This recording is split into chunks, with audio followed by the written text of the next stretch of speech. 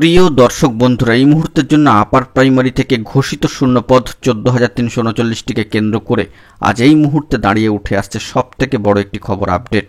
কার্যত জাজমেন্ট হওয়ার আগেই আর্জেন্ট এই নিউজ আপডেটটি উঠে আসছে, তাই এই ভিডিওটা কিন্তু আপনাদের জন্য ক্রিয়েট করতেই হচ্ছে। ভিডিওটিকে একেবারে স্কিপ না করে সম্পূর্ণ শেষ পর্যন্ত দেখে নেবেন, চ্যানেলটিকে সাবস্ক্রাইব করে সঙ্গে থাকবেন। চলুন কথাবার্তা না বাড়িয়ে আমরা মূল টপিকে ফোকাস করে সম্পূর্ণ বিষয়টিকে জেনে নেওয়ার চেষ্টা করি।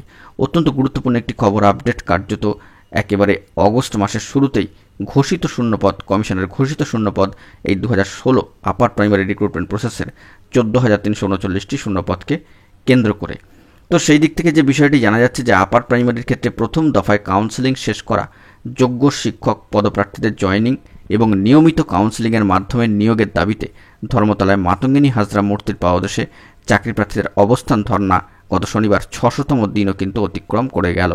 মহামান্য কলকাতা হাইকোর্টের সম্মানীয় বিচারপতি 11 নম্বর কোর্টের সম্মানীয় বিচারপতি তৌব্রত চক্রবর্তী মহাশয়ের ডিভিশন বেঞ্চ 2016 সালের আপার প্রাইমারি বা উচ্চ প্রাথমিকের নিয়োগ সংক্রান্ত মামলার শুনানি শেষে রায়দান কার্যত স্থগিত রেখেছেন।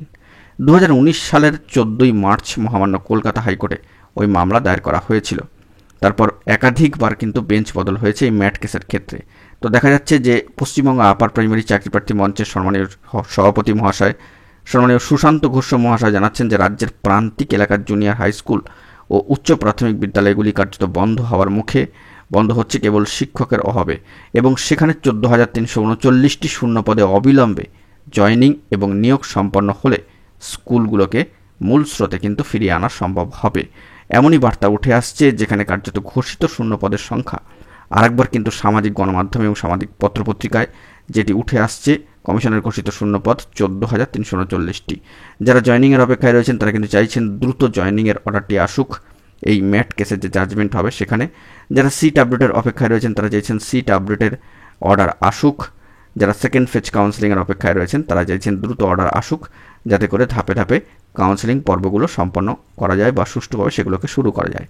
কমিশনও কিন্তু তাকিয়ে রয়েছেন এবং কমিশন কিন্তু এই নিয়োগকে কেন্দ্র করে অত্যন্ত পজিটিভ।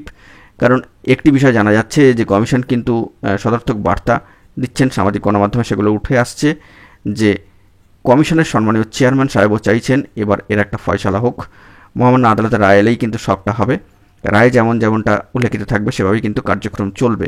তো সেখানে দাঁড়িয়ে আরও একবার কমিশনের ঘোষিত শূন্যপদ সামাজিক গণমাধ্যমে চলে এলো এবং সেভাবেই কিন্তু উল্লেখিত হচ্ছে যে 2016 আপার প্রাইমারি রিক্রুটমেন্ট প্রসেসে ঘোষিত শূন্যপদের সংখ্যা কিন্তু 14,339টি জায়গায় কেন্দ্র করে এই মুহূর্তে দাঁড়িয়ে এই বড়সড় খবর আপডেটটি কিন্তু উঠে আসলো।